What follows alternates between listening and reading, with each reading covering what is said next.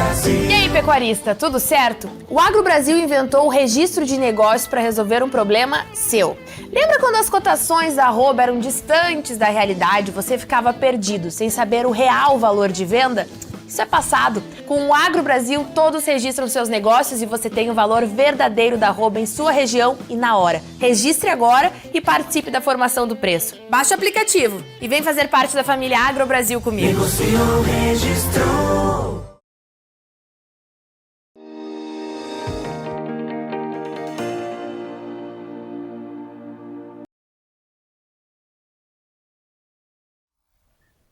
Muito bem, estamos começando o nosso boletim Mercado do Boi, um mercado que começou 2022 quentíssimo. A gente já teve, inclusive, recorde no indicador CPEA nesses primeiros 10 dias do ano e a gente tem um mercado ainda bastante firme nesse momento para as cotações da arroba. Para ajudar a gente a entender um pouquinho melhor o que está acontecendo aí com os preços, quais são as tendências e quais são os fatores que justificam a manutenção e o que, na verdade, também podem, de repente, pressionar as cotações aí.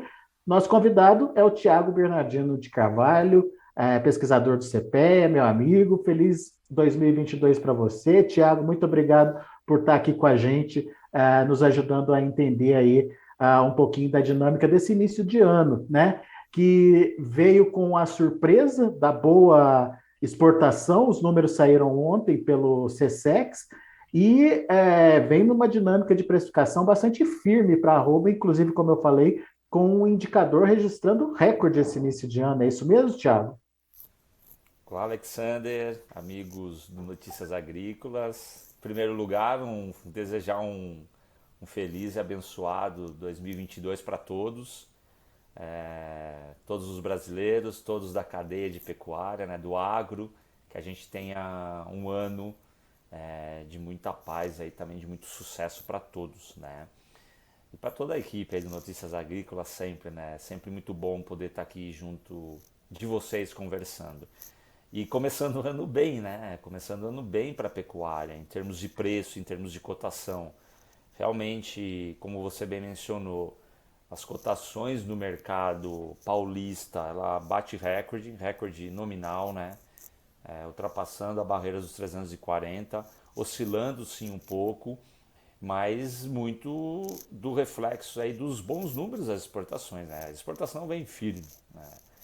Começa o ano firme, algo em torno dos 5 primeiros dias, né, do ano, né? Algo em torno de 35 mil toneladas, isso é um volume muito forte.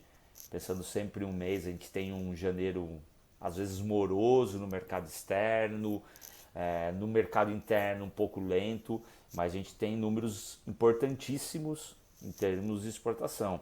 E se a gente olhar, óbvio, a gente tem a questão chinesa, né?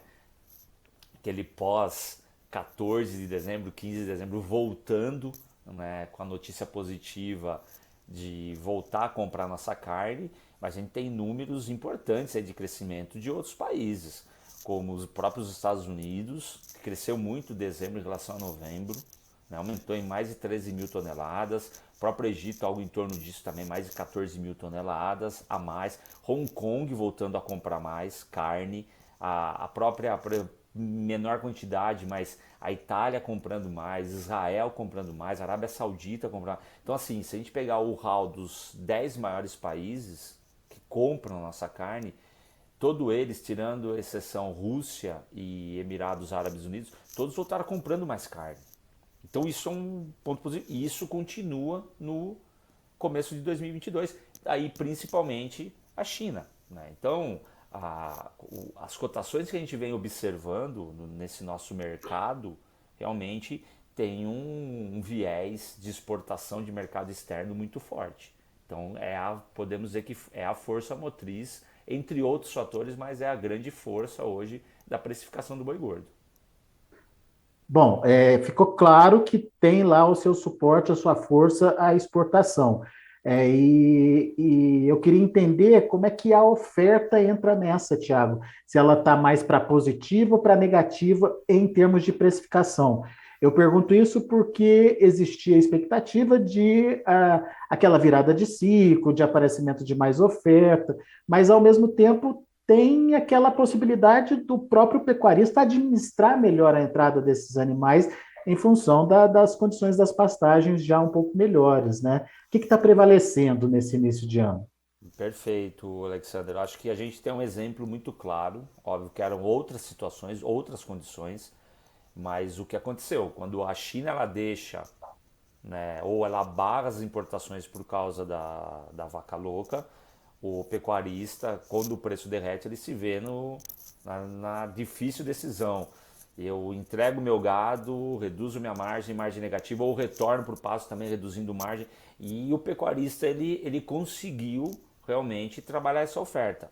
E óbvio, chegando a safra, né, as chuvas, evidentemente, se a gente pega Rio Grande, Paraná, MS, algumas regiões com um problema muito sério de seca, divisa de São Paulo com Paraná também vem sofrendo muito, algumas regiões vão sofrer, mas outras já com uma condição de pasto melhor. Então há essa possibilidade sim de um manejo melhor do animal. Então, duas situações, em regiões que eu tenho seca, realmente eu tenho uma dificuldade de ter esse animal gordo, e em regiões que eu tenho já uma condição mais favorável de clima, chuva, sol e pastagem, uma possibilidade do pecuarista manejar melhor esses animais e ficar realmente testando novos preços. Então, é um cenário que o pecuarista, seja por necessidade ou seja por precificação, ele vai conseguir trabalhar. E vale sempre lembrar, a gente tem o final do ano, ou tem a virada do ano, é um período de férias para todos, né? Tem essa grande questão de o pecuarista também tirar férias, por mais que desse um gerente, um gestor, né, para negociar, mas evidentemente o volume de negócios ele é mais escasso, dado toda a lógica do mercado dos últimos anos. Mas sim, principalmente o manejo melhor da oferta. Isso está cada vez mais claro que o pecuarista realmente ele vem trabalhando com tecnologias e ferramentas para garantir gado num peso bom, num preço melhor. Daí a gente tem um terceiro fator de precificação aí que também é importante de ser analisado, o mercado interno. E a gente sabe que tradicionalmente tem aquela patinada, né, Tiago, do mercado interno nesse início do ano, em função das contas que aparecem para pagar aí, IPTU, Sim. IPVA, Escola das Crianças, enfim. Isso já é tradicional do mercado brasileiro. Esse ano pode ser diferente?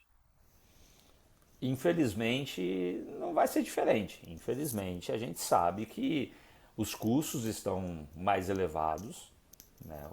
Todos os custos de todos os segmentos aumentaram, né? Então, o consumidor, e é natural, gastou mais no final do ano, tem que ser. Ele gasta, ele vai comer uma carne melhor no Natal, no Ano Novo, e realmente ele vai restringir um consumo, isso é natural, isso sempre existiu. Então, o consumo doméstico ou o consumidor doméstico, ele vai ser essa força contrária às exportações e à oferta mais ajustada e mais manejada em termos de precificação. Tiago, mas vai derrubar o preço? Pelos outros dois fatores estão muito latentes, exportação e oferta, eu não vejo espaço para queda de preço. Eu vejo espaço de manutenção. Talvez o consumo doméstico ele vai limitar altas constantes, isso vai ser natural, mas é uma conjunção de fatores. Sim, janeiro, tradicionalmente, é um mês de uma acomodação do consumo doméstico, principalmente de proteína mais cara. Vamos trazer uma comparação, eu venho realmente nos últimos 6 meses olhando muito isso e cada vez mais. Isso daqui fica para outra conversa, tá, Alexandre? Quando a gente fala de tecnologia, tá, e produtividade. E os pecuaristas aqui vão entender minha fala. Eu sei que é outro segmento, é outra dinâmica de produção. Tá? Não estou aqui para comparar. Estou falando de uma produção de 60 dias com uma produção de 5 anos. Mas em 94, no salário mínimo de R$ 60, R$ 1 comprava 1 quilo de frango. Isso daí eu estou falando de algo em torno de 1,7% da minha renda eu comprava um frango. Hoje, com salário de R$ 1.000 em média, salário mínimo, eu compro 1 quilo de frango a R$ 10, é mais ou menos 1,5%.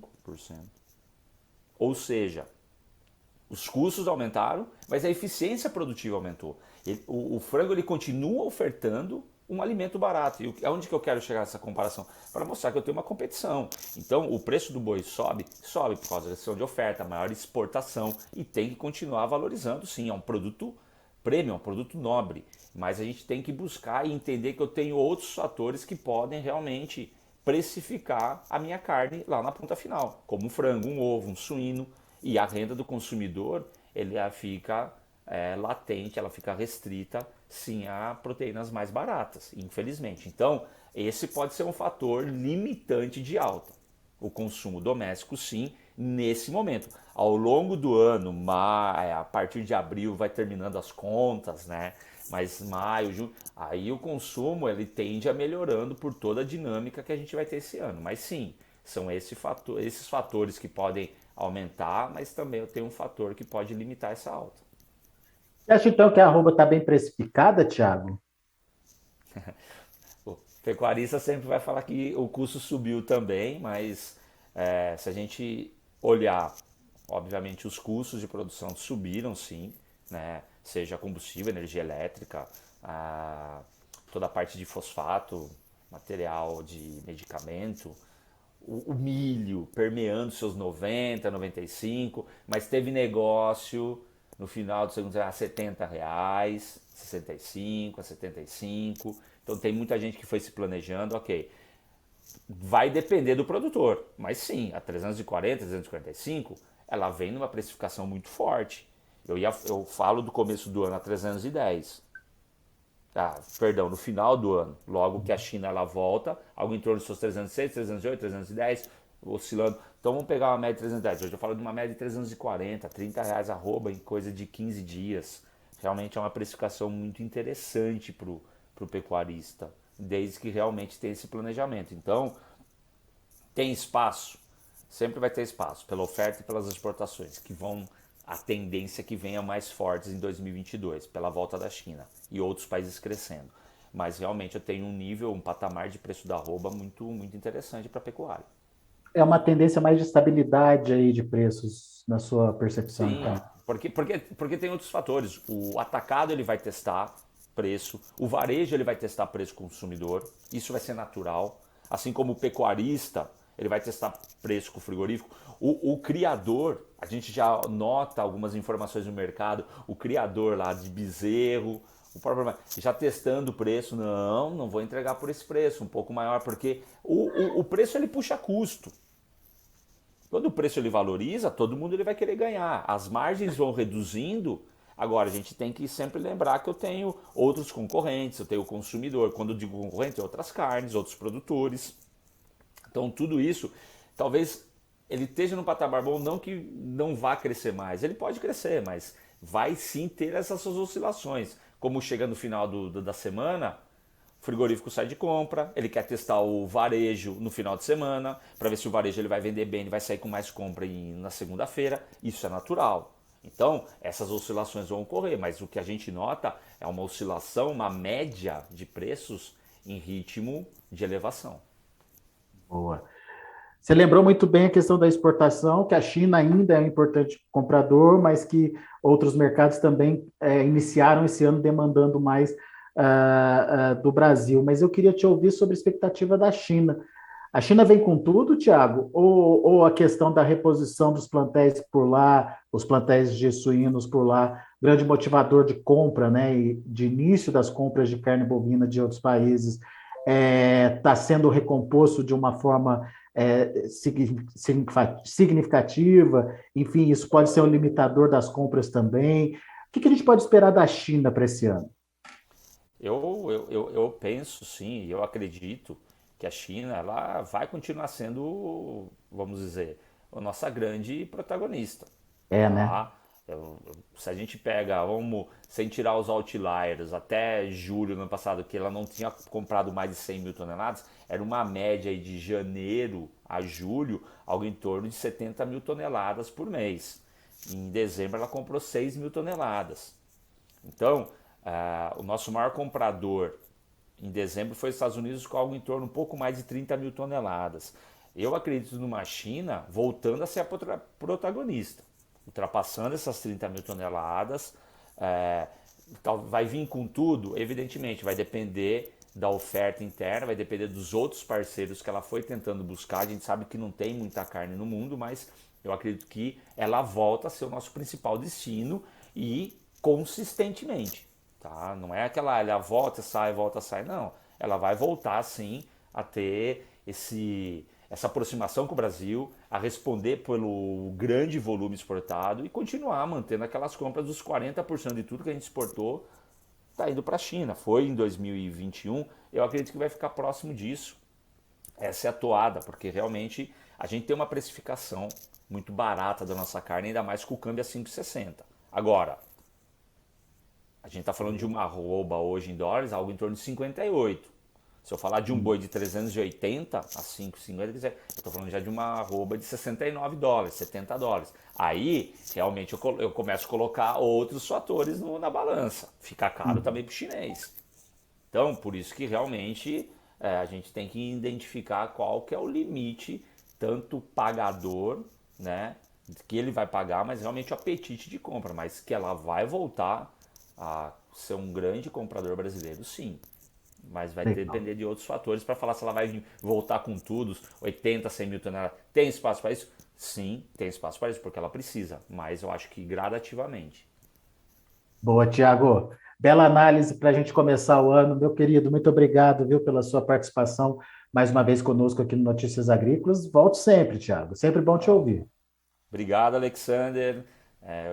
Sempre muito bom, né, conversar com vocês e começar o ano, né, vamos dizer, com o pé direito, batendo esse papo aí sobre mercado. E como eu disse no início, espero que todos tenham um ano muito positivo aí no negócio, no pessoal, e que com certeza a gente vai voltar várias vezes aqui para discutir pecuária. Um grande abraço para todos aí, boa semana. Valeu, Tiago. Um abraço para você. Até a próxima.